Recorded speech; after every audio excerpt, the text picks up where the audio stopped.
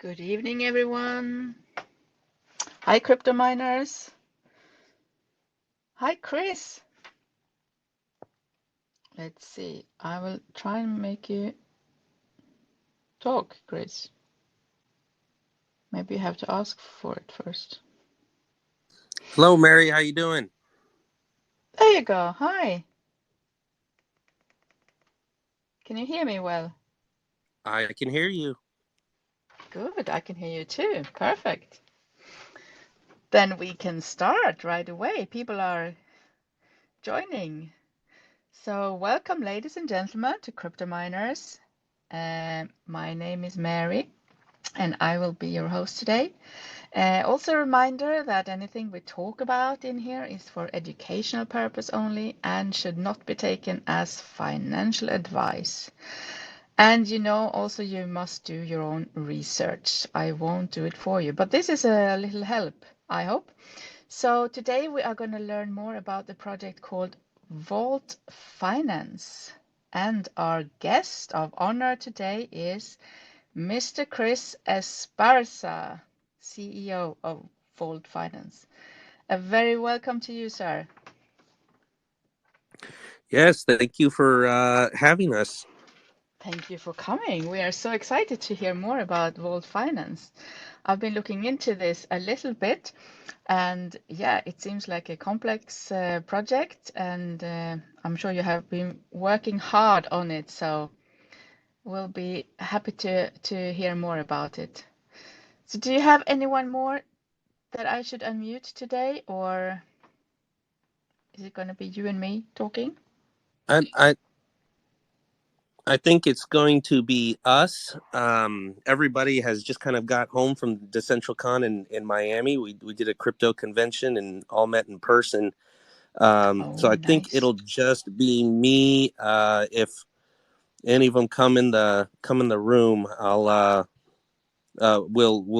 have them raise their hand. Yeah, just tell me and I will unmute them. No worries. So let's start with you then, Chris. Tell us a little bit about yourself, when you joined crypto, and how you happened to start this project or find yourself in here in Bold Finance. Sure. Well, by trade, I'm a healthcare professional. I'm actually a doctor, but I've been a lifelong entrepreneur. I tell people my first business was 13, mowing lawns and stuff, and I have a knack for taking businesses, growing them from scratch, making them successful, taking market share from the market leader, and I've done that my whole life. So I love that. I have a passion for finance, and I love helping people.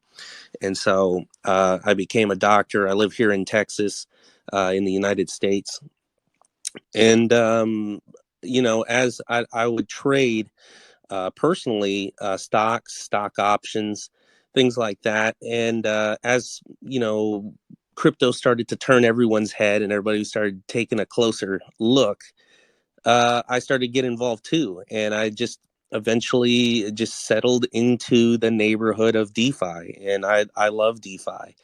And so since then, I modded for a few different projects, and saw the direction that they took in the overall space, saw the major problems that we have in general with unsavory characters, doing bad things, people that are unprofessional, uh, people that are not equipped for operating this type of business, or having the discipline to handle these types of businesses. So I thought, this is what's needed, and this is the time. And so Vault Finance was born. I brought on Mason, Ross, Lee, and Matt. All of them are fantastic guys. We hold by a certain set of pillars of what we stand for, and that's professionalism, transparency, and superior utility. So if it doesn't check all three of those boxes plus bring value to the investor, you're not going to see us stamp Vault Finance's name on it. So that's really That how sounds we good. came to market. Yep. So, So tell me about this team of yours then. You know them in person already from before you started with them, or? Well, we're all actually mods for a couple different projects, and so, Oh, okay. this is something for a little while that I'd been wanting to do to have our own crypto, because I immediately identified some of these problems that need to be fixed. But I always keep an eye out for talent, and I keep an eye out for people who show to have the right character, to have the right tools on their tool belt. And I was very fortunate that when I came to Mason and Ross first and told them, hey, I'm building Vault Finance, I want you guys to be a part of it. I need I need your help in these different areas. I'm very fortunate and appreciative that they decided to come along on the journey, and it's been great since. So Mason is my chief business officer. He's out of North Carolina here in the United States. Ross is my chief operation officer. He is out of Ireland.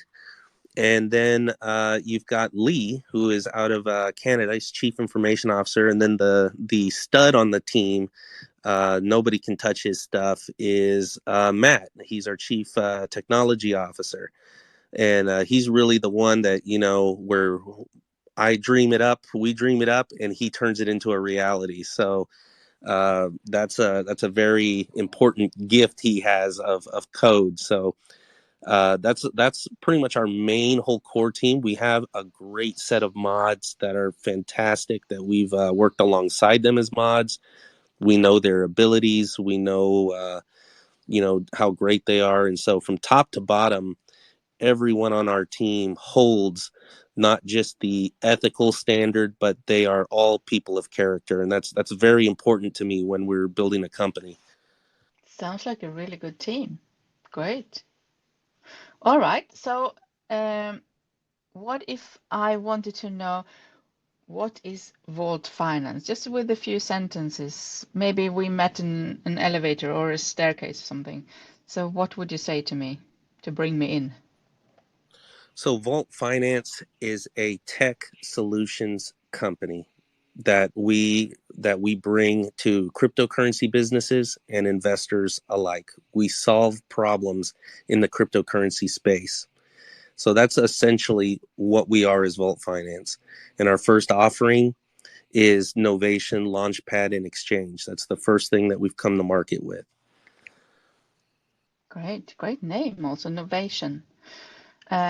So what kind of you said you solve problems. What kind of problems have you seen in this space? I know there's a few, but which one did you like focus on and are trying to solve now with this project? Yeah, so first of all, we want to lead by example. Leaders lead from the front, not the back. So because of that, you'll see that everything that we say, everything comes out of our mouth or that we stand for, we emulate ourselves. We have that inculcated in us, and that's who we are. So um, right off the bat, we want to set a new standard for investing, for people to see how we operate and go, you know what? Why am I investing in companies that are not doing that? Then, as products go, Novation is a really big one. It's a major uh, launch pad and exchange for us that is sellless. So pretty much it produces zero contract sells whatsoever. So I know people, you guys know exactly what I'm talking about, that when you invest in a tax token or a rewards token, you see those contract sells. The quicker the project either accelerates or falls from the sky and goes down, you see those contract sells get bigger and bigger. If you do business with Novation, there are zero contract sells. So that's really the first problem that we're tackling. But we also don't believe that exchanges are interacting with investors in projects correctly. So we're also finding very creative ways to do business on a launch pad, to do business with investors, to create value propositions for projects on exchanges or on our exchange that make sense and bring a lot of value and really have the ability to help them more than doing business than, let's say, with PCS or something like that. So this Novation, it's like it's going to be a launchpad and an exchange. Is that correct? Yeah, it's already fully operational. Okay, cool. We again, another thing, a tidbit about me is, whenever I start a business, I show up and solve a problem. I don't believe in starting a business and not having a tangible product. You don't see people open Walmart or open a McDonald's and go, "Hey, everybody, come on in. Don't worry, we don't have burgers and fries. We don't have any food yet. Yeah, give us good six thinking. months, and then we will." You don't Yeah, do yeah. that, and you can imagine that the company wouldn't be open very long if it did that. So we we created this launchpad in exchange. We launched on our own novel launchpad, and we listed on our own novel exchange first. So we built that bridge to a new world and showed people that it's sturdy and it's safe and it's good and valuable. And so people are seeing firsthand that we're leading from the front, and we're showing them what this type of product can really do. I like that thinking. Not many do that. As you said, many are like raising funds first and then starting to build a game or whatever. And you never know if they're going to succeed or not. But if you show up and have the stuff already, I think that's, yeah, very good. I can tell that you're a businessman from the real world from the start. That's good. So this contract of yours is very special, right? It's sell less, as you say. And as I read on your webpage, you are also gonna give the opportunity to other projects to use this. How is that going to work? Yeah, so we actually have two different pieces. We have with our contract, we have the ability to be sellless. We can travel around and do that.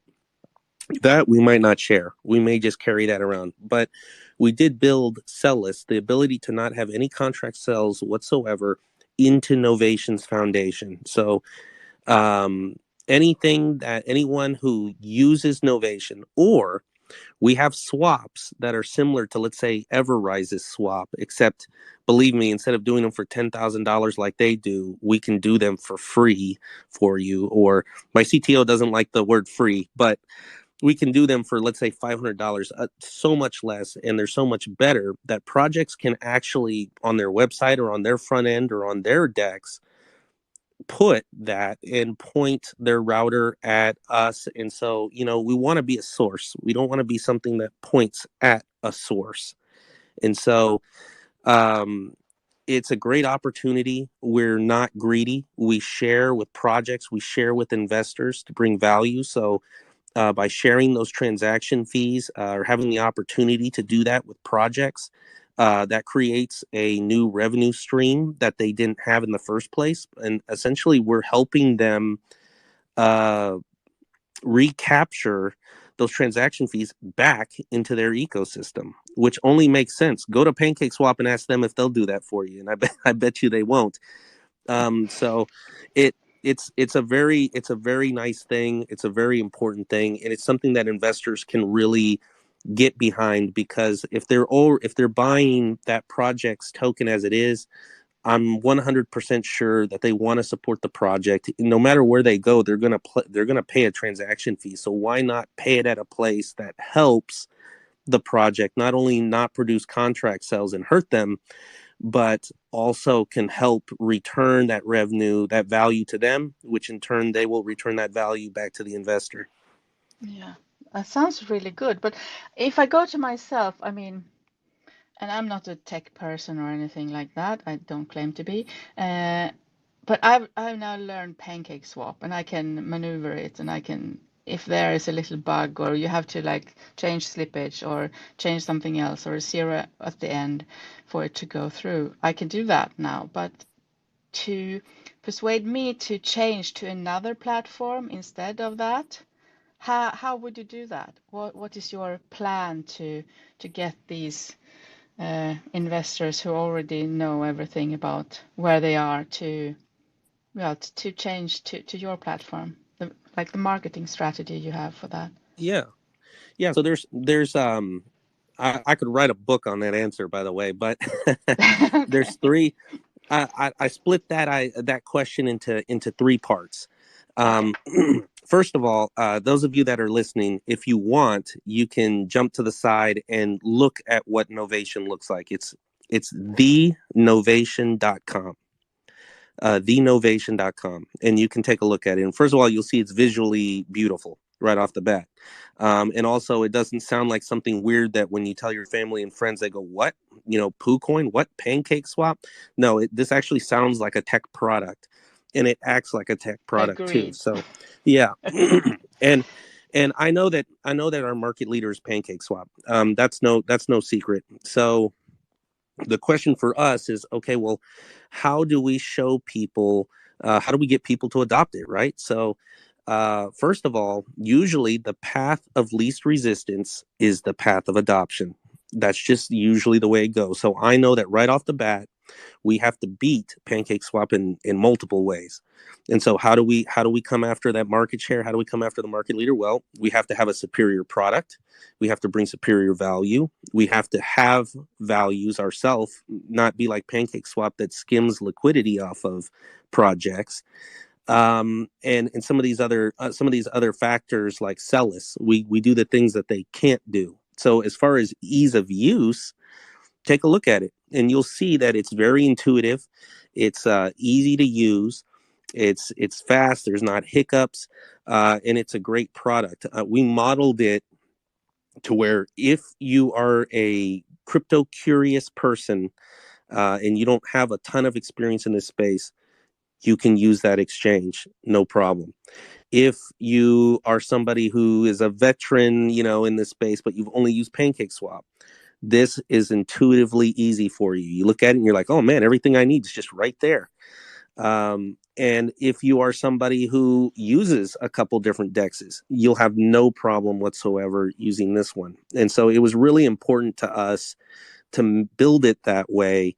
That way we can get that adoption. So that's answer number one, is pretty much having something that's an equatable ease of use to PCS, something that you can easily work, and it's not like you're having to learn something new. You're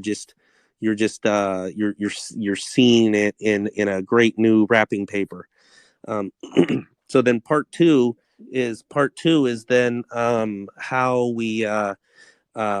are we going to create that value proposition that not only drives investors to do business with us, but drives projects or other companies to do business with us. Well, the point is that a lot of other projects, and I say projects loosely, we're a company, but other companies in this space, they make swaps and they point it at PCS, and all that does is cement PCS in as a source, because there's something that points at a source. We want to be the source. So we have liquidity pools, we have safe systems set up, and we want to create the value proposition where projects can list with us without a listing fee. They list in one place with us, but they get to have a presence across multiple other DEX partners in our neighborhood. We're going to be the primary swap in 4 wallets. They're going to have a presence in those wallets. Our next product called Sifter is an app. They're going to have a presence on that app. And then I'm going to I'm liaising on behalf of our neighborhood. Now that centralized exchanges kind of have a little bit of a black eye right now, I'm renegotiating how we do business with them to where we don't have to pay $150,000 or $50,000 to list with them. We don't have to bring liquidity. Pretty much, essentially, I'm getting them to put our swap on their front end of their website and of their app. So imagine a world where you place one liquidity pool, and in this bear market, that's important. We don't have a ton of money raised and all that stuff for these new projects. A lot of them don't raise a ton, but you place one liquidity pool and you have presence across one app 4 wallets, 3 centralized exchanges, and about 12 dexes. Imagine that, and it's all sellless. That I believe is a value proposition that you can't turn down, and I'm willing to go head to head pancake swap that route. That sounds interesting, but isn't that gonna be a huge amount of money to cover everyone's needs, or are you gonna vet the projects who are gonna take part of this so they're extremely good then, or Yes, we we only do business with good other companies that have people that kind of they exemplify also the way things should be in this space. But it's not something that's going to cost so much. We have this down to a science. These other companies that have dexes can incorporate this into their decks, no problem. Even companies that are already launched and they want to list with us, they don't have to undergo a migration. They don't have to do anything too crazy. It's pretty much a plug and play type of setup. We still double but check how to is make that sure. possible that they don't have to do, I mean, how is that to not do a migration or change anything? Well, I told you he's our CTO is a magic man. Um, you know, we had part of it down. We had pretty much before he came and joined us, we had the backbones of it put together to where we could create a sellless exchange. But people did have to migrate, would have to migrate. Yeah. But that's the reason why we brought our CTO in. He had that last piece of the puzzle that made it to where they don't. And so now they can pretty much plug in and we can also work with how things change with the project too. So let's say the project has, let's say, 3% development in their tax and 10% rewards or whatever. Let's say times change and the project blows up. Let's say they're doing great and they're like, hey, we don't need this much development percentage. Let's say they can't change that on the token side. We can actually, working together with them, we can actually make those changes as well too. So it gives the project the ability to not be stuck. It gives them the opportunity to evolve with times as they change with their growth. And we aim to be the same way too. We don't want to be a PCS that, okay, this is what you're going to get for the rest of forever. We want to be able to change with the times and have the ability to evolve as our space evolves. Because right now it's growing quick, really quick, and it's going to keep growing quick. And so, because of that, So we need to be able to grow with it. so is your then seller's contract gonna be a contract that manages other contracts? Is that what you're saying? No, it doesn't. It doesn't. I guess it's not necessarily managing other contracts. It just fits hand in glove with other contracts to be able to. Um, I guess the best way to put it is that when you do business with an exchange, or when a project, a company does business with an exchange, it's take it or leave it. The project is not, or the exchange is not flexible. They do it the way they want to do it, and if you don't like it, you can get lost. And that's not the way we want to be. We want to be able to evolve. We want companies to be able to approach us and go, hey, yes, we want to trade, but these are our goals. And this is how things may change for us and these different things. And we want to be able to have the ability to assist them because it would be obtuse for us to think that a project is going to stay the same for the rest of forever. They have to grow. If you don't grow, you Yeah. die. So we want to, on our end, have the ability to help them with whatever objectives they're trying to meet.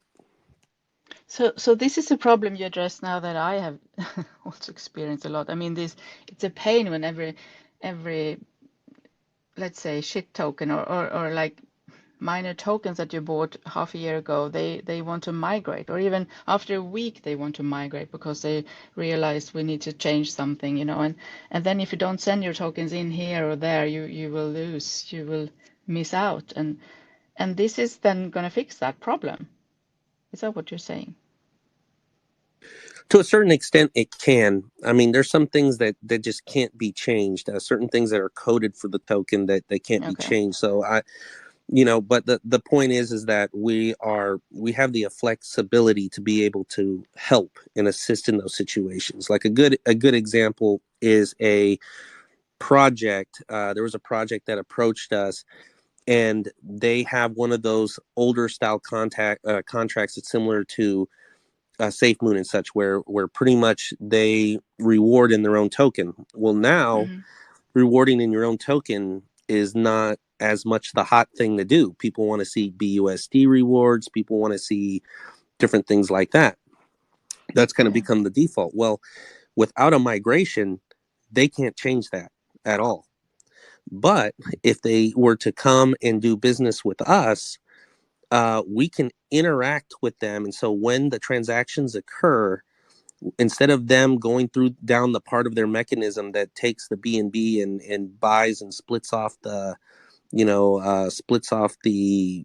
native token, we can actually turn around and give them BNB, and create kind of a different way for them to be able to do that. And that way they can do buybacks with their of their token, or they can start to now reward in BUSD. So, that's one example of how we can change the interaction to fit how they want to evolve. Okay. So are you gonna host other projects only from the Binance Smart Chain, like you said, PancakeSwap, or are you gonna also go head to toe with other swaps out there, with other like Ethereum or Polygon or Avalanche or some others, or? Yeah, well, there's a couple different things we're doing right now. We're just on the Binance chain. Novation is just Mhm. on the Binance chain at this moment. We do have a one-click cross-chain aggregator. So pretty much you can go from any token on EVM chains to any other token on EVM chain. So if you want to trade Bitcoin to Dive Wallet in the Binance chain directly, you can do that one click. The Oh, okay. aggregator portion looks and sees where it's the aggregator portion looks and sees where the cheapest path is, and then it goes. So people are already seeing that this thing is more efficient and takes them down a cheaper road than if they were doing it themselves. Um, and we're looking to expand those chains. But one of the things that you're going to find here real soon is that there are some major projects. I can't say them yet because it's not public, but Okay. there are some major projects that have created their own chain. They're in the range of 150 to 200,000 holders, so they're sizable. That are You're going to here soon see announcements where Novation is going to be the DEX on their chain, the DEX on their chain. So we have some real exciting stuff that's coming, and you're going to start That's seeing cool. that exposure expand. So you're starting small and your vision is to take over PancakeSwap, right? Just with Is this that? first product. Like I said, we're a tech Okay. solutions company. So I mean, I know we're talking like, oh, these are the Celis guys and Novation. That is just our first product. The next one, Sifter, is going to be really big. We're playing that one close to the chest because, believe it or not, that one is 10 times the cash cow that this one potential can be. So, Oh, can you yeah. tell us more about that one then? Well, like I said, we have to play that one close to the chest because it is a very big one. But I believe in also when you build out a business and you have offerings that they crescendo into each other. That you don't start off with something that's very huge and difficult to adopt up front. You build into that and you build your brand. And this is going to be an app that is going to not only take us out of our neighborhood in crypto, it's not only going to take us our brand bigger than crypto itself, but this is going to take us out into the real world and interact with people outside of crypto, help engage people come into crypto. Even it will help drive Novation's use, and it'll really grow our brand outside of this little space. So it's a very big one. It's we're lining up a ton of ambassadors. We have a bunch of people who want to do business with us. I call them ambassadors, not influencers, because I don't utilize them to influence people with YouTube videos and stuff. I utilize them in different ways that they're probably not used to. But we've got Travlad, Caesar, Darcy Donovan, Todd Hart. We have a lot of different ambassadors. We're talking to Wendy O, different ambassadors that want to be involved with us, and they will also help spread the word in this immediate space about Sifter. And I've kind of put off. We have a Fox business interview in New York to do in the NASDAQ building or the New York Stock Exchange building. But I have kind of put that off a little bit because I want Sifter to be out. That way we can make sure to be able to talk about that one and Novation when we go and have that interview. So, a lot of exciting stuff coming. That's really exciting. So let's move to how can I participate as a listener in here? How can we participate? There is a token out already, right? It's launched in September, I think. Yes, so we've been out for just a touch over 2 months. It's VFX token, Vault Finance. And you can't buy it on PCS. you have to buy it off of Novation. We are listed. Yeah, we're listed. I need on to our go own. there and learn.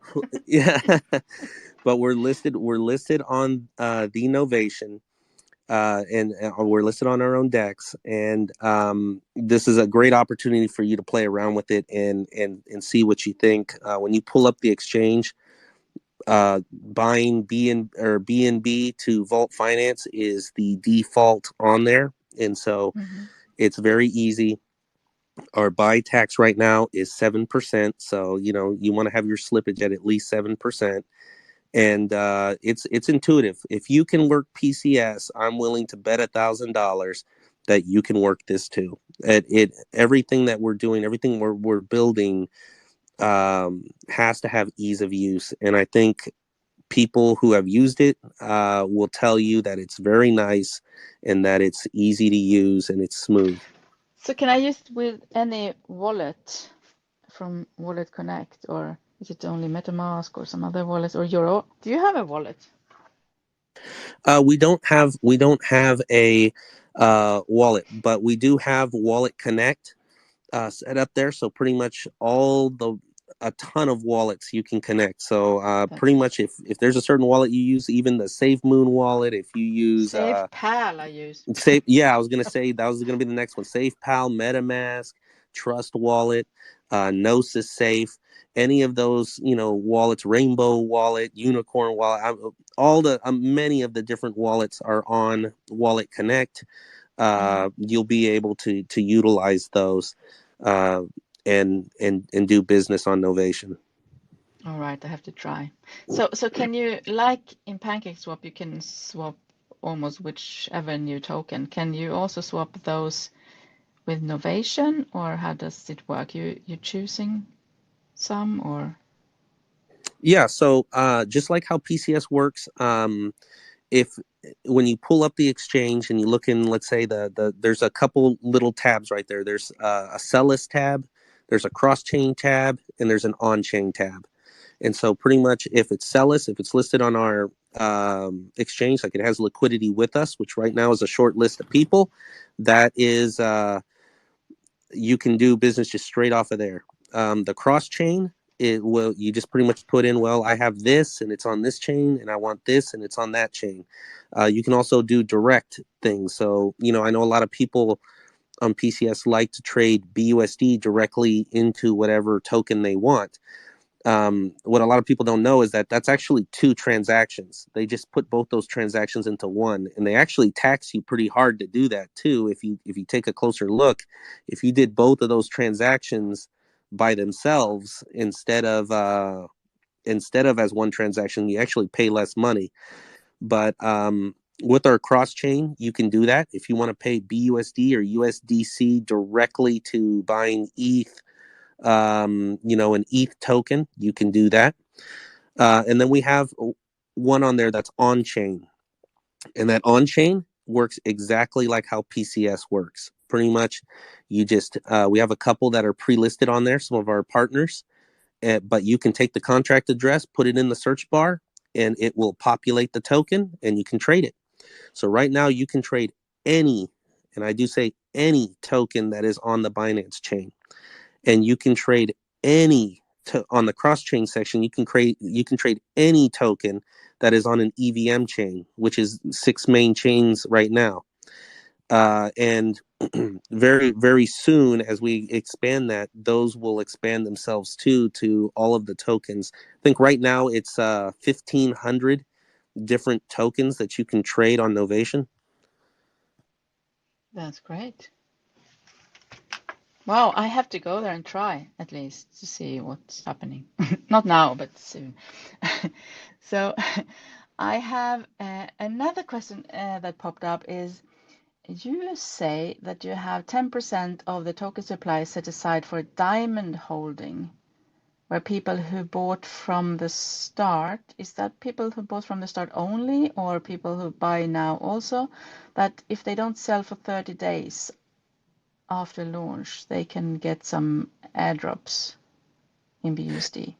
Yeah, what we did was I wanted people that are diamond hands holders, or I wanted to encourage people to hold for at least 60 days, because I knew all it would take is 60 days for us to show all the investors out there, potential investors, that we mean business and that we came to hunt, and that we're the real deal. And so a lot of our investors, a lot of them who have been with us from the beginning, they see that. But the way we set it up is we took 10% of the supply of our tokens. That's 100 trillion tokens.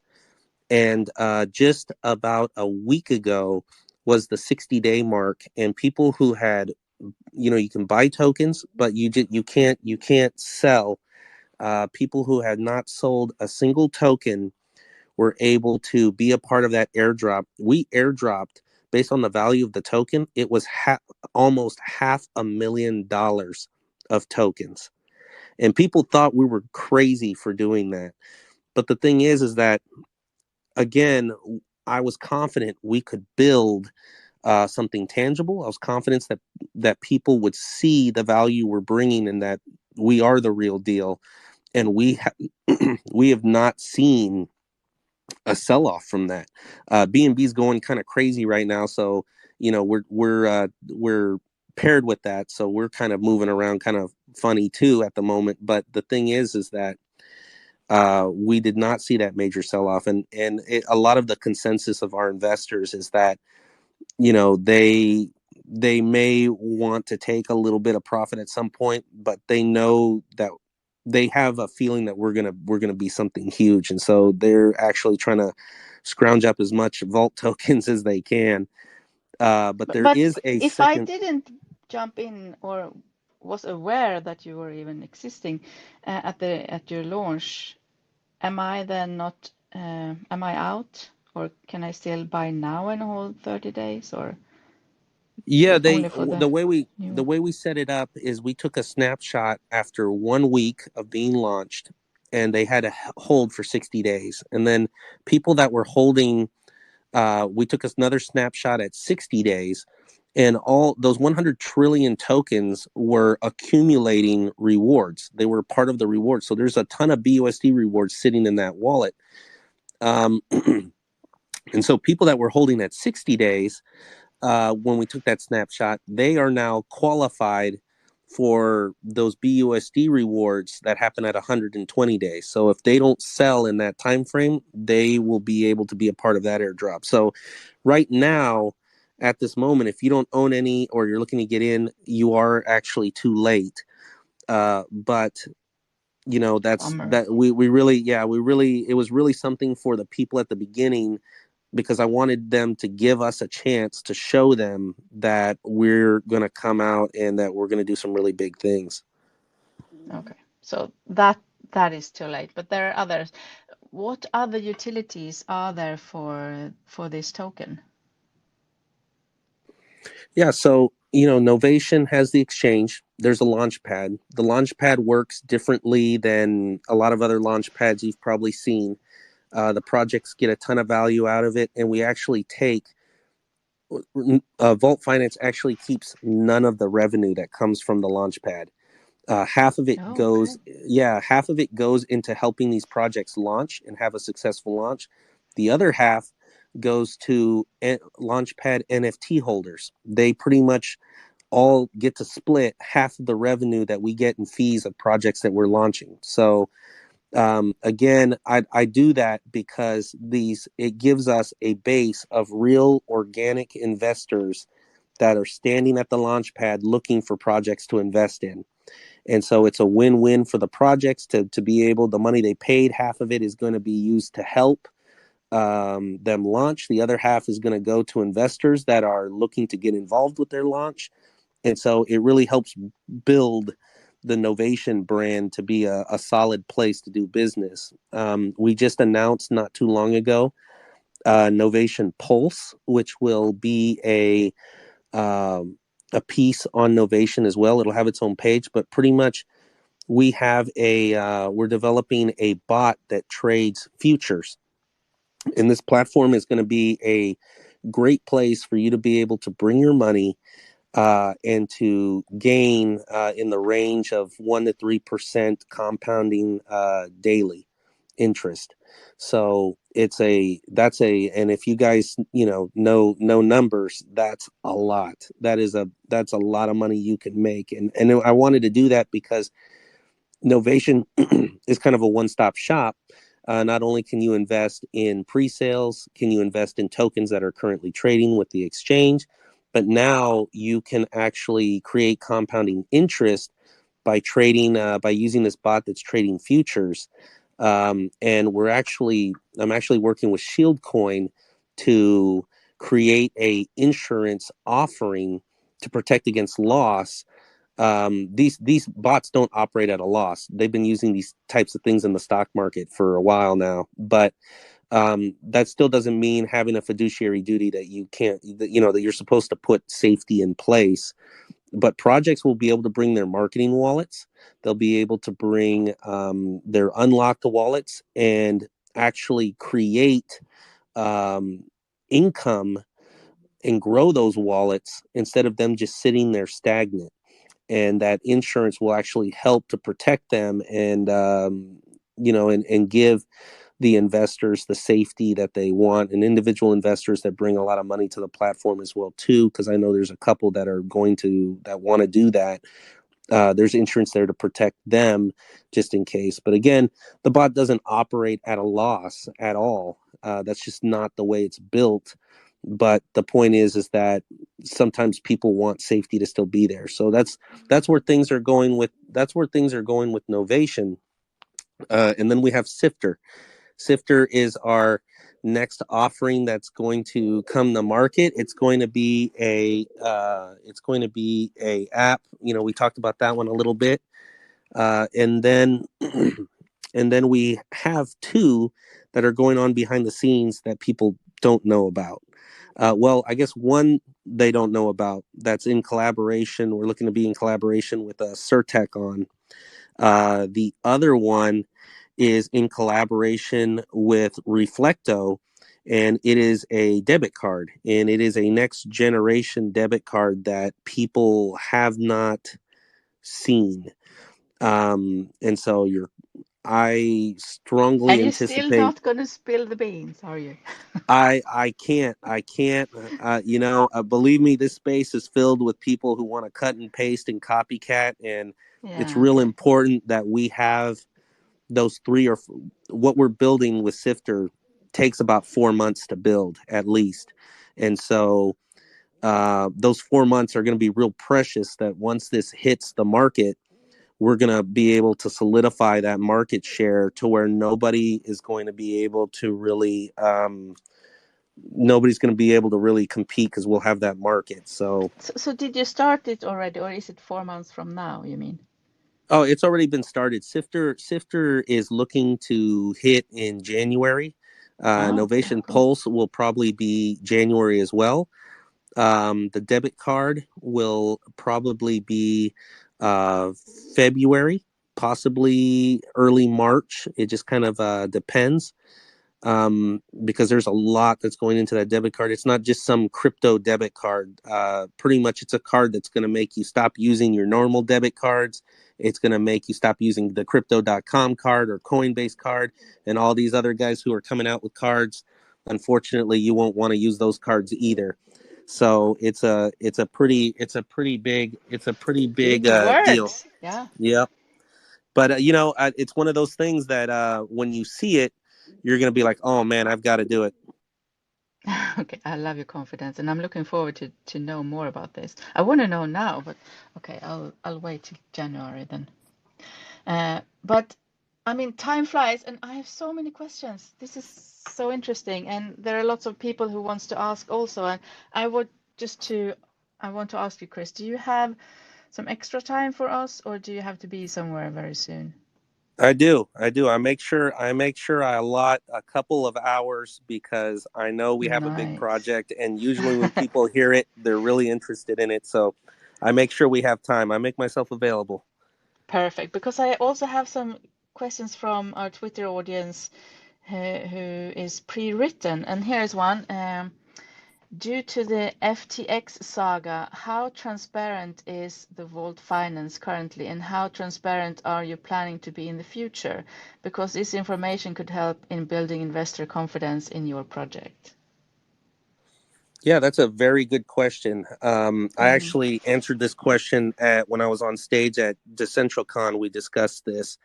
Um, Transparency is of the utmost importance, and it's one of our core pillars. Transparency and professionalism are two of those core pillars. So it's very important. And so, how do we go about showing people that we are serious about that? Well, one, we're an actual corporation. We're incorporated in the British Virgin Islands. So we're not a project, we're a company. And there's responsibilities that come when you're a company and you're not a project. One of our investors said, a project is painting my daughter's room. This is a company. So there's a big difference between those words. And so we operate as a company. So how does a company have to operate? Well, they have to be transparent with their finances, with their profit and losses, with what they're doing with the money, what the wallets are, all of those types of things. And those are all things that we do. Now, we're different than FTX because FTX is a centralized exchange. So they use custodial wallets. I think people are starting to understand now that in a centralized exchange, it works like a bank. You put your money in the wallet and you just trade numbers on the screen, but they're holding the money. We have a DEX, we have a decentralized exchange. And in a decentralized exchange, we don't hold your money. You connect your wallet and you directly use us to do an exchange. So that's a very big important difference, and that's the reason why I'm getting so much traction with these centralized exchanges to do business and have a swap with Novation, is because we are it's going to be something that's safer for investors, because they don't and also the companies and projects themselves, because they don't have to put liquidity with them. Their liquidity is already with Novation. If somebody wants to buy a token that's on Novation, they don't have to give that centralized exchange their money. They connect their wallet and they trade with us, even though they're on their website. So it's a great, safe way to do things. People had talked about proof of reserves and stuff. That's not how our exchange operates. If you want to see blockchain values and liquidity and all that stuff, all of that's on the blockchain. So everything is built to be transparent. We have that in our foundation, and that keeps us above reproach. Nobody can say we're doing this or we're doing that with the money, or how dare you, because it's all on the blockchain. You can see exactly what we're doing, and we do it all transparently. Very good. Then it comes to my mind also more about security. How secure is your, I mean, how trustable can I be? No, I can't speak English, sorry. How can I trust you with my money? I mean, also due to this FTX, I guess. Yeah, Everything is exactly, and crashing. that's another good question too, because I have a lounge myself, and I ask that question of everybody: what qualifies you to be able to, one, run this company, but two, why should I trust you with hundreds of thousands of dollars? That, you know what I mean? Why you? And it's a very good question, and especially in these times right now where people are getting ripped off with rug pulls, FTX, people you think you can trust, you can't trust, Yeah. different things like that. This question is becoming more and more important than ever. And so, what I can say to that is that me from the very top, the buck stops with me. So I'm the guy that's responsible for everything that has to do with Vault Finance, every dollar that comes in and out of it. And it comes down to, first, my character, who I am as a person, how I conduct myself, and how I run this company. And so we make sure that, one, that I am a moral and ethical person, that I have the character, that I have the ability and the background that proves that I have the ability. I'm fully doxed. I'm fully. You can go on LinkedIn and see all the articles I've written, papers I've written, my history, companies I've owned, all of that. So we don't hide ourselves with Vault Finance. We show people exactly who we are, so you know who you're dealing with. Because bigger investors, they're not necessarily looking at the product; they're looking at the company, because the company is the one that's going to make it or break it. So that's the first piece. And then in every product we make, and especially Novation being an exchange, there has to be safety. There has to be value, and that's important because we're all here to make money, but there has to be safety. If that element is not there, that's a problem. So there's a couple things we do to ensure safety. One, with our first version, it was Certec audited. Two, a renowned bounty hacker went at it and tried to penetrate it and try to get in there. We let people try to have a chance at it, have a run at it. We beta tested it. We debugged it. We did all of that stuff. Our second version, we've actually gone a step further and then added audits of Versa Finance, who did Squid Grow, and others as well too.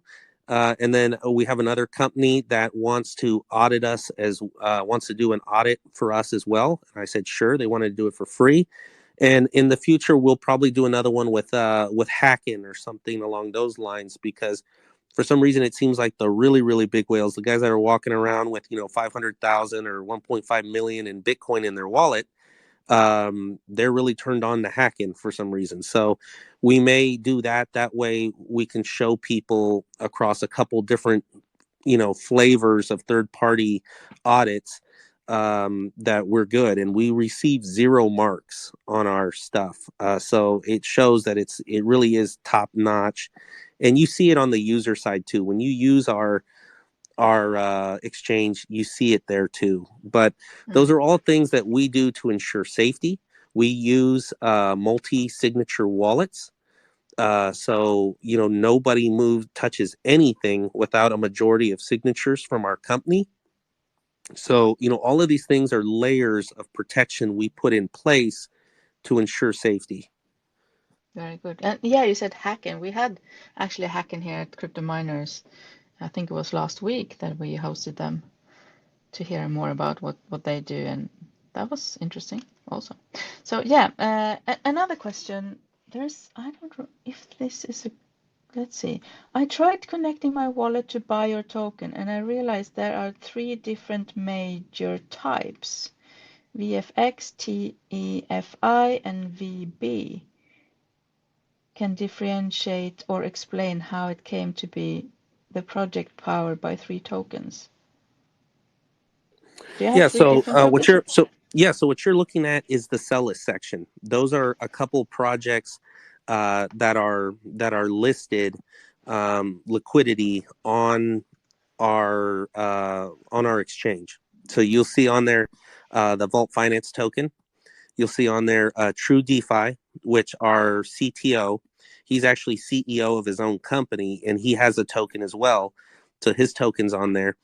And then you'll see Vault Busters, who listed, and they actually launched yesterday. So they're trading 100% sell list. Now we have a couple big ones that I cannot name, but a couple big ones that are going to land on there. We're onboarding a ton of them at once. Our CTO is so busy because I'm constantly keeping him constantly keeping him wrapped up in things. But we have those, and then we have quite a few that are launching here over the next 6 weeks with us. They're listing liquidity as well too. So again, our exchange is only a couple of it's only 2 months old. We've already run about $6 million through that exchange already. So it's for being that young, that is successful, believe it or not, for that young. But we're about to turn up the heat and really get going with it. Now you'll notice where it says sell list, if you look just to the right of it, you'll see it'll say cross chain. And so if you want to do a cross chain trade, you click on that one. And then next to that is on chain. And if you want to do an on chain Binance trade, right next to that one. And then what's right next to there is liquidity. That's not for you guys. That's for projects that we whitelist their owner wallet so that they can add liquidity, because that's another layer of safety that I didn't throw out there, is that our launchpad and our exchange, you can't launch a token and you can't list liquidity without my permission. I will interview you for an hour or two. You talk to any project owner who's going to launch with us, and they will tell you that I grill them, and we also look at their third party audits. We look at their KYCs, which were KYC through Anonydocs as well. We look at all of these different things to ensure that they are credible before we'll even whitelist them to allow them to do business with our launchpad or our exchange. Very good. Well, you seem to have really good answers on everything. Let's see what we have. A question from John Snow. The token VB can be exchanged with VFX? Question mark. I see your VFX token is airdropped at a large scale to the investors of the Vault Finance. So how could you enhance the possibility of increasing its price? Buyback or buy-burn mechanisms about to proceed soon. Where else is VFX used? I think we Yeah, touched a so little bit about that. that's a very good question, because what you're talking about is market capitalization. You're talking about growing the value of the token itself, which is important. And I make sure all of our investors and potential investors understand that although we give BUSD rewards, and I know everybody wants to live the dream of passive income rewards, the taxation lowers the amount of tradability. So really my focus is always market capitalization. I feel that people will feel richer if their bag is worth $20 million versus if they're getting $400 a day. But with that being said, there's a couple things that we do to grow. So I compartmentalize this just like a company. We're a company. I'm building the company. I'm not chasing a chart. My company has products. It only makes sense that I put products on the shelf that people use, that people buy, that people interact with, that make money, right? If you're not going to have a store that sells things people don't want. So it has to have the right value, has to be at the right value proposition, have the right price, the profitability. All of those things have to make sense, which is why we don't have our own wallet, because that's more of an accessory. Unless you're a trust wallet or something like that, these wallets don't make a ton of money. So the point is that the revenue that we create from these different utilities go into our buyback and burn. we have a percentage of our tax that directly is for buyback and burn. So that's the first way right there, is by creating, doing buybacks, which creates buy pressure, and then the burn, which creates scarcity. Those are two of the main ways that you grow value. But with Novation, the other way is creating real world use, either in the digital space or out in the real world, for your token. You want people to trade your token just like how they trade fiat money.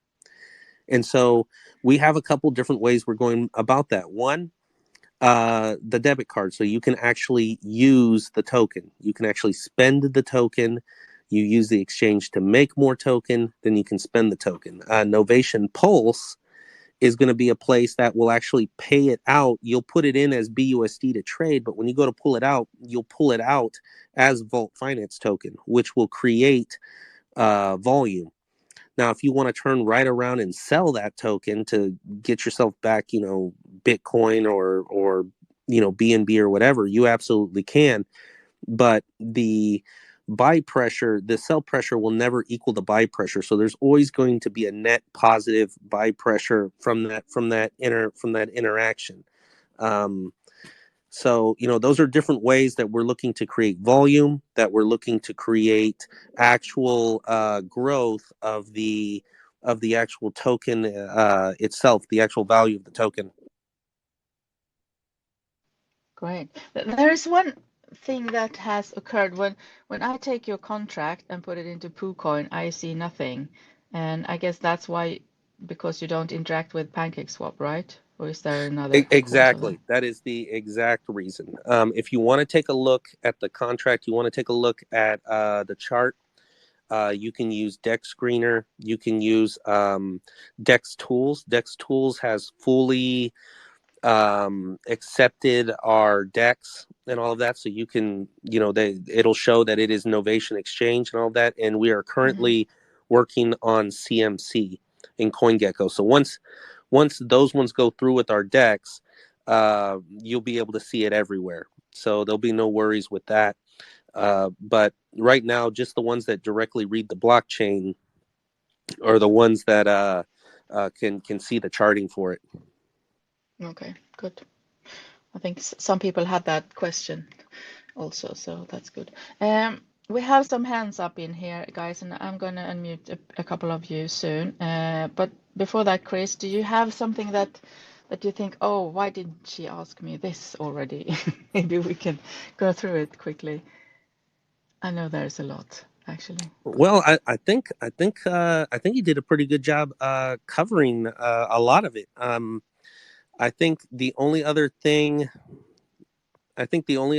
I can add is that we do here within the next couple of weeks have major announcements coming over this course of the next couple of weeks. It's going to involve partnerships and projects and such that companies and such that have hundreds of thousands of people holders in them. As all of us know, when a project you like or a company you like does business with another one, you see cross-pollination happen. So, I can't tell you what the outcome of being exposed to many holders like that are in partnership with your token will do, but I'll let people deduce what'll happen with that. So, right now you are still early. We're still young. We're still bringing out these utilities. But very soon, I anticipate that we're going to do some very, very big things with these pieces that we're putting in place. So I think that's pretty much all I want to add to it. Yep. Yep. All right. So let's have some questions then now from the audience. Now is your time to shine here, guys. I hope you have good question. Most Steph, I unmuted you first. And I'm going to mute a few more because it takes a long time for people to get unmuted. But wait for your turn. We have Moss Steph. Do you have a question, Moss?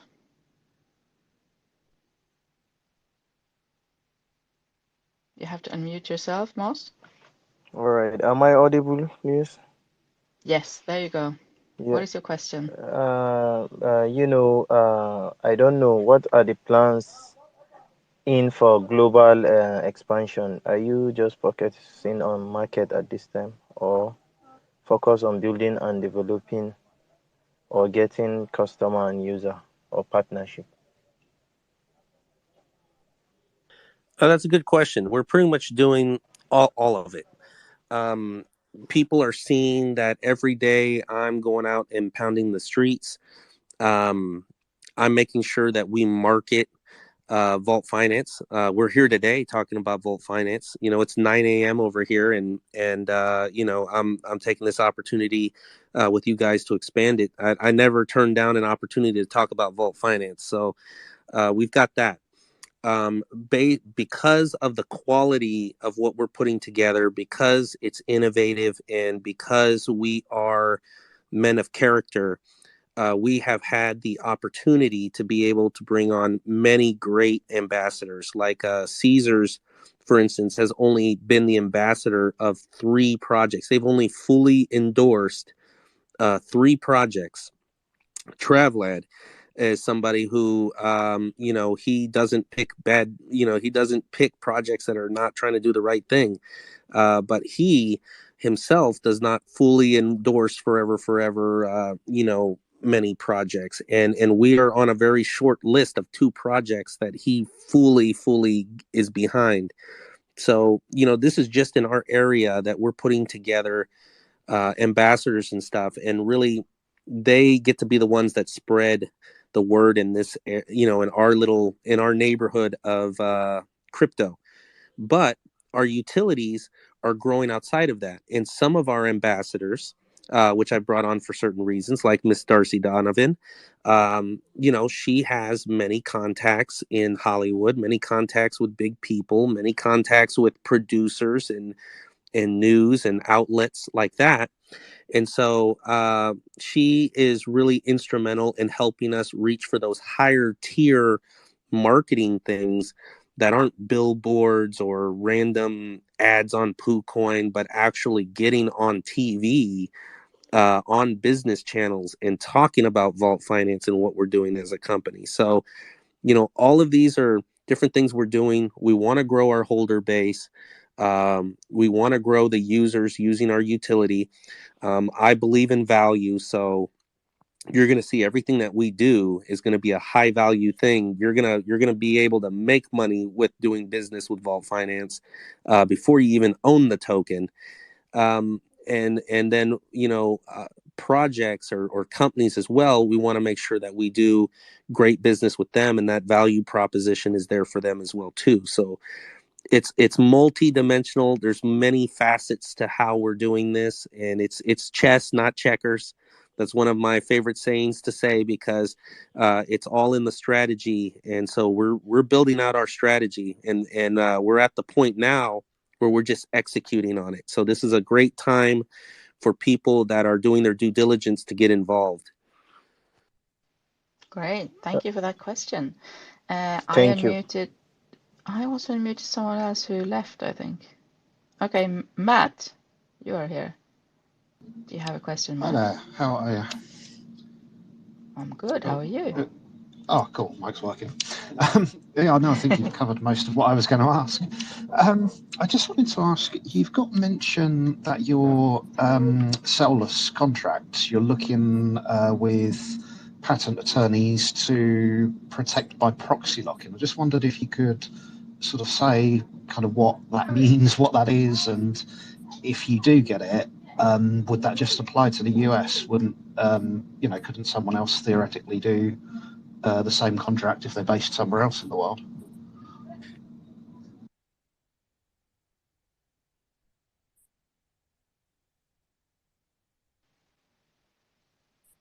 Did you hear that, Chris? You're muted. We can't hear you. Oh, there we go. See, I even got caught with being muted. So there's two sides to that question. There's 2 things that we're doing. One is already accomplished. One we're delving in, looking at deeper. So proxy protecting your code. At a certain point a year ago, that was not cool. people are like, well, only scammers and rug pullers hide their code. The thing is that we're entering an innovative area. This is like the next .com thing going on. And because of that, you have to protect the innovation that you're creating. Because this is a company, and I know, your DeFi maxis and stuff out there are like, well, everybody should have access to everything. Well, that's just not how business works. I'm sorry. And if you believe that, I'm sorry, but that's just how business works. Coca-Cola, Kentucky Fried Chicken, they're not going to give you their secret recipe and let you just straight mimic their recipe, because that's what their brand is around, is the product that they put out. Well, it's the same way with us. So we do those different things we talked about safety-wise to ensure that you can have confidence, third-party audits, all of those. But the secret sauce in our code is hidden behind proxy. So you look at the contract, you can look at how it interacts on the blockchain, you can look at all the other pieces, but the secret sauce, you can't see that part. And so that's proxy protecting right there. Now, we make sure that we fully KYC ourselves, we fully dox ourselves. I mean, the whole shebang, and the third party audits, because we want to show people that, okay, although we proxied that little tiny piece, we want you to know that we're fully legitimate. We just have to protect our investment and our innovation. Now, the other piece is going to be when it comes to trying to get things patented. Now, you have two different types of patents, no matter what country you're in. You have domestic and international patents. So if you want to be able to cover the whole world, you get a domestic one, and then that rolls over into an international one. You just pay them more money, and it'll cover a certain amount of countries, kind of the main ones. It doesn't actually cover every single country. It covers the major ones. Now, the thing you run into is this is a patentable thing. I've worked together with a past patent judge and a group of patent attorneys, and I have actually a boutique, you can call it a boutique type specialized patent group that I'm actually friends with. I know the owner. The thing is that you run into with patenting is just because you patent something doesn't mean everyone else is just magically blocked from being able to copy it. That's not how it works. All it does is it gives you the right to pursue people who try to infringe on it. So, when you think about what you would have to do if somebody tries to infringe on your product, that can be scary, because that requires a lot of money. That requires, legal ramifications and things. If people are in other countries or if they're hiding, you have to hunt them down and find them. So, those are the things that we're having to look at when it comes to an actual full patent. It's not as simple as it sounds, where you submit it and it either gets approved or not, and there you go. Now everyone in the world can't touch you. It's not like that. It just gives you legal recourse against people who try to infringe on your product. And it's on you as the one with the patent to enforce that patent, and those are expensive. So, those are things that we have to weigh when we're thinking through, these different options. That's brilliant. Thanks very much. Thank you, Matt. And once again, the person I unmuted fell out. Let's have someone else then. Tayeho, you're going to be unmuted very soon.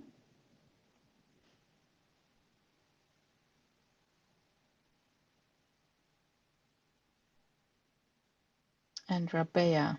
Tayeho, you can speak now. What is your question? Hello, guys. Can you hear me? Yes, we hear you.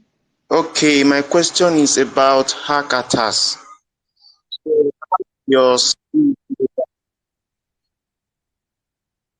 Okay, can you hear me?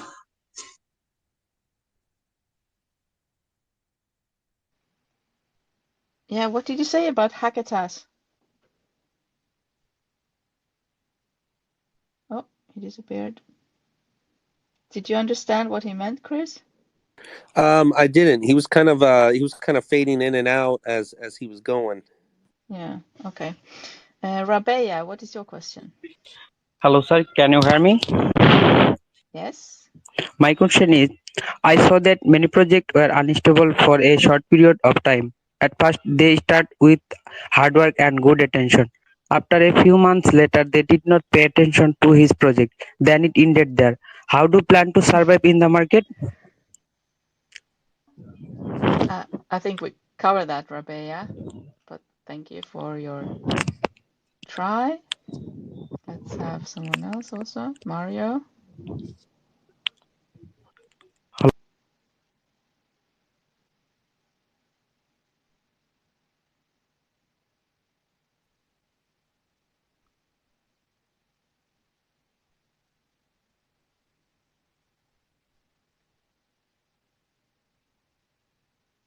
Let's see who comes first. Mario, you can speak. Do you have a question?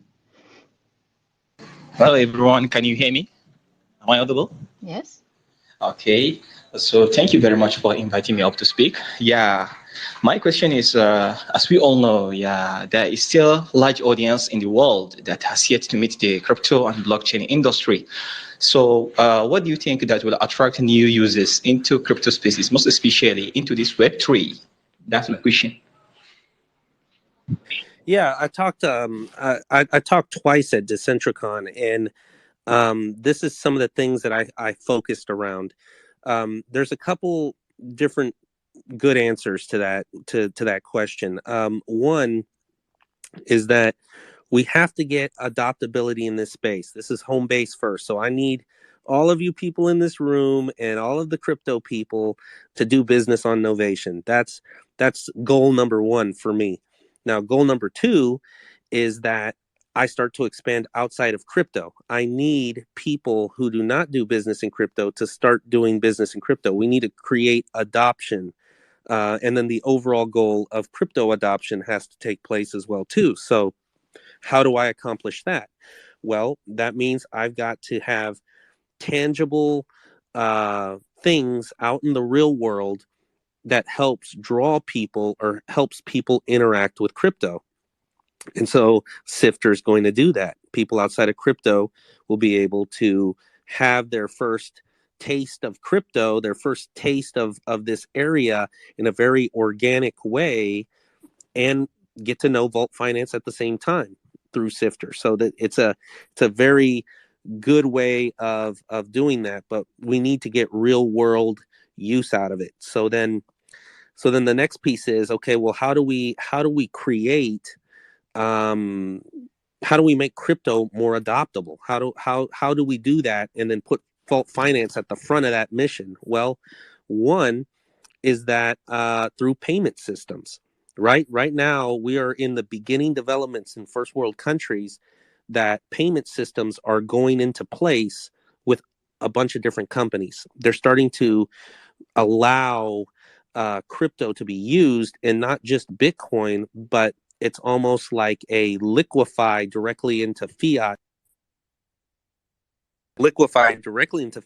and then utilizing utilizing the crypto. So you'll see that we created a partnership with PIN, and PIN is going worldwide, creating these types of merchant payment systems that can do crypto. And they're getting real great adoption with it. So we piggybacked off of them and said, hey, make us one of those cryptos that can be used on the merchants, and do that. I'm also getting with certain people, I call them plugs, but they're connectors. They're people who help get us involved in places we're trying to get involved. And there's a lot of major corporations that are looking to go from Web 2 to Web 3. And they are turning to experts in this space to help them convert over like that. So it makes sense that I need to get in front of those guys, because they come and they do business going Web 2 to Web 3. It's very important that I'm able to get them involved, be in front of them, and also make sure that they know about our exchange and they know about Sifter and stuff. So there are major multi-million billion-dollar companies that we are able to talk to and get in front of because of this, because they want to be involved with Web3, because they're starting to realize that Web3 is important, and if they don't make that move, they're behind. They're already behind. So, these are all different things, different focuses that fronts that we are battling on, so that we can get that kind of adoption we're looking for. Great, thank you, Sonic, for your question. Thank you very much. Thanks You for changed the. name from Mario to Sonic. That's interesting. It's kind of same, I guess. Blind spot. Do you have a question? You have to unmute yourself, blind spots.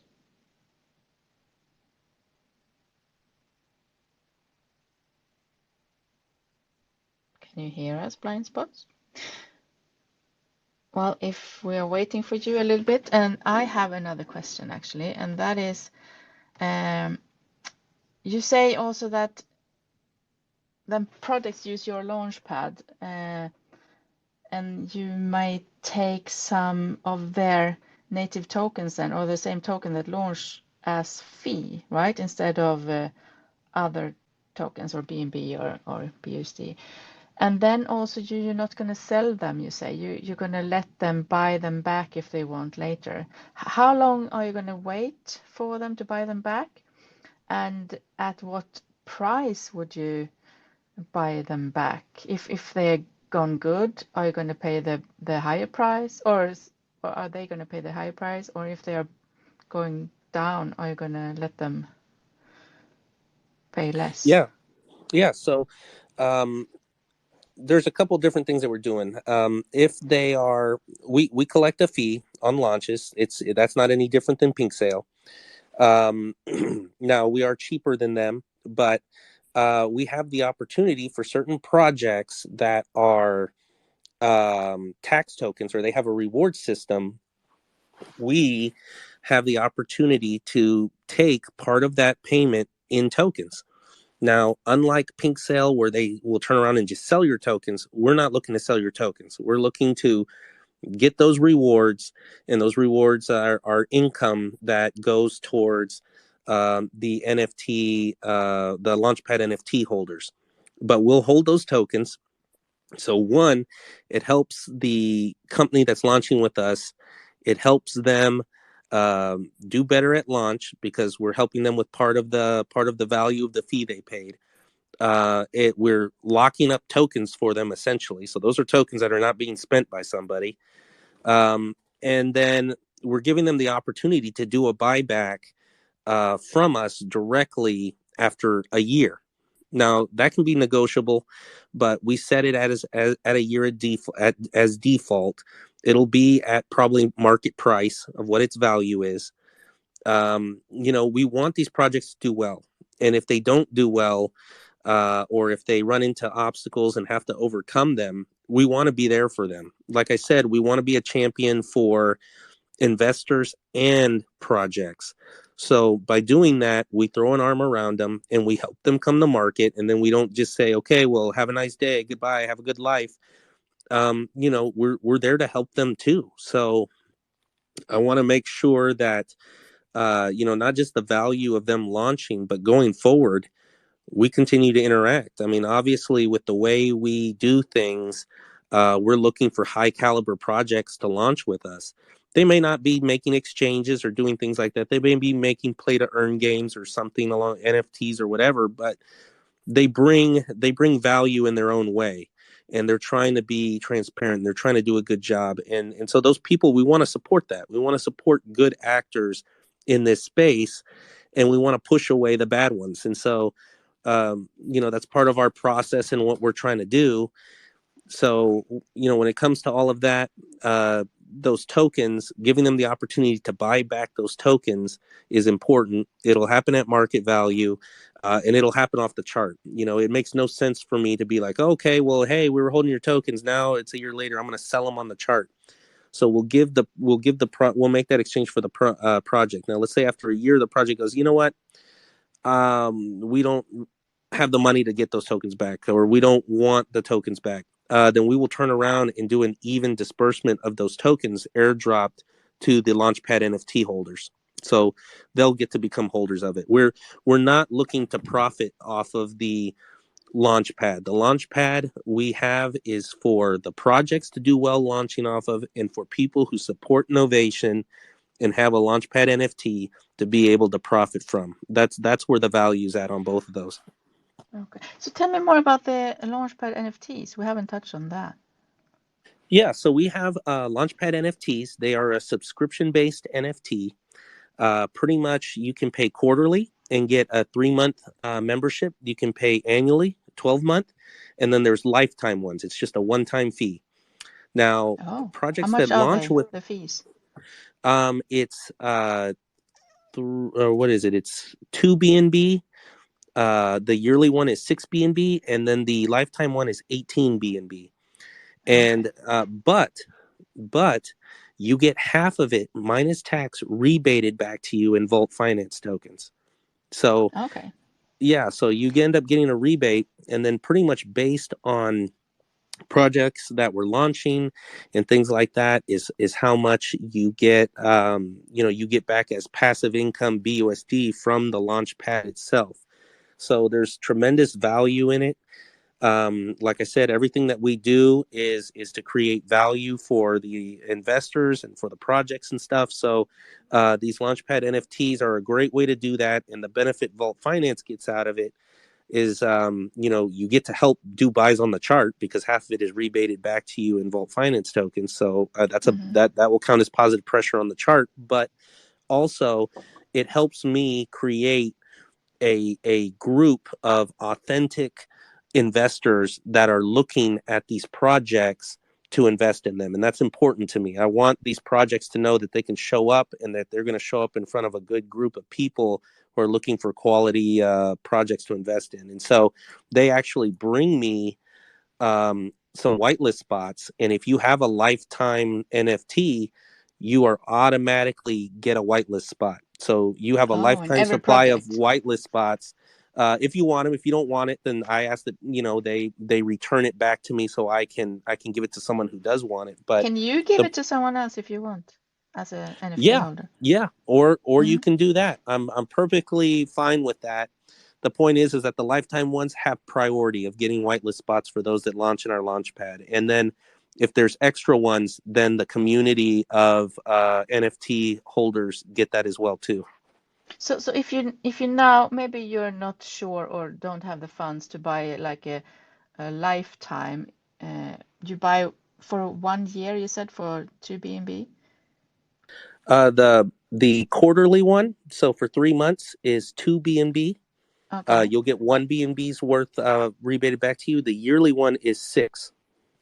So what happens after that 3 months?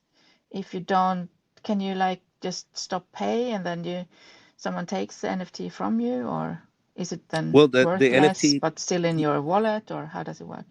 Exactly. The NFT expires.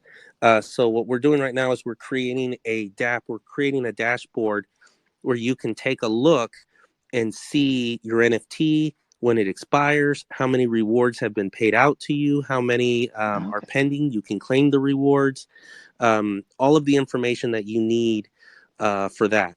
And so that's the way that we're structuring it. So obviously, once it expires, you are no longer on there and you can renew it. Exactly. Later. Yeah, it's a subscription based NFT. So pretty much you just re-up it as you want. Yeah, so you still keep the NFT.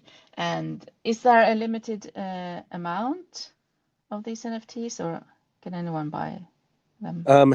Because they're set up as subscription, anyone can buy them. We have the link in our Telegram room and in our launch lounge room, which is where we do AMAs with projects that are launching with Novation. So yeah, you can always see those. You can go to that link and see them, and you pretty much mint on purchase right then and there, and it sends to your wallet. I was just after maybe if I buy one now, and maybe they will be rare after a while because they were the first or something, but that's not the case then. Yeah, they're set up as a subscription. So pretty much it's just like if you get a subscription to anything else, you can choose to, how you do it, and you get to be a part of that rewards group. Maybe you should think about that. Maybe do the first batch now extra special or something. Maybe there can be a second-hand market for them, Yeah. Anyway, no. I mean, it has been so much fun to talk with you, Chris, and I'm really happy that you said yes to come and tell us about the Vault Finance here on Crypto Miners.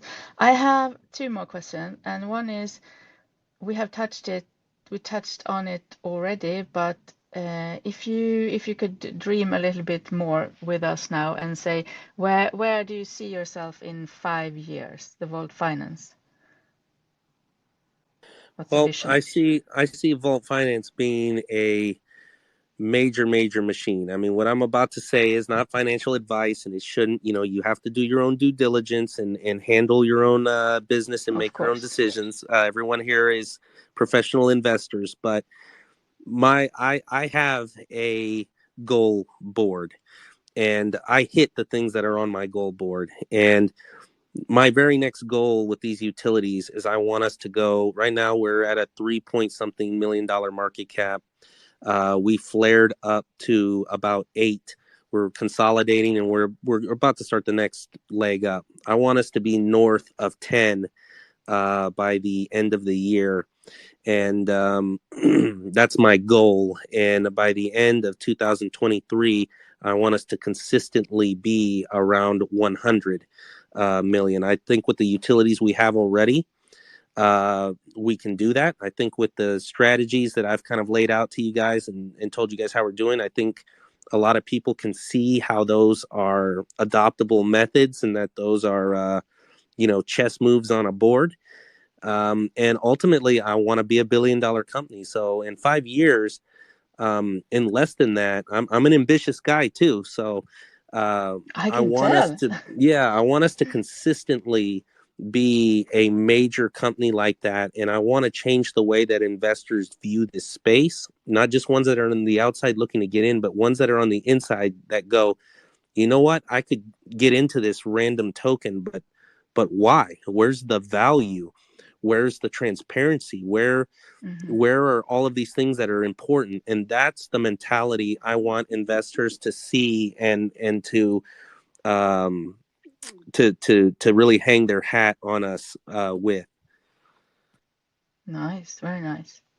All right, here's a Mary question, and that is, do you like pineapple on your pizza or not? Oh no, I'm a guy who I keep my fruits and my vegetables separate. So I cannot do pineapple on pizza. I don't even pineapple on ham, like warm pineapple. I'm used to eating pineapple at room temperature or cold, like fresh fruit. I cannot do hot cooked pineapple. Okay, good to know. Thank you so much, Chris, for coming. And you have the floor once again if you want to have your closing statement before we end this session. Yeah, I want to thank everybody for, first of all, I want to thank you all, crypto miners, for having this space with me. I appreciate you guys inviting me over to your home and us being able to talk about Vault Finance. I'm passionate about this company. I love this company. It's my baby. All the blood, sweat, and tears go into it. So I appreciate you guys for taking the opportunity to, and also, allowing me to be able to speak about it. And then for all of you investors or potential investors that are in the room, for your questions and also for hearing us speak about it. I appreciate all of you guys as well too, because this is a space where investors are the commodity. You guys are the ones who choose who lives and who dies. That's very powerful. And so you guys are ultimately baseline who we want to bring value to. So I always appreciate feedback. I always appreciate if you have any questions, comments, or concerns, please feel free to check us out in our Telegram group. You can always DM me on Twitter, whatever. We make ourselves, the core team, we make ourselves 100% accessible to everyone.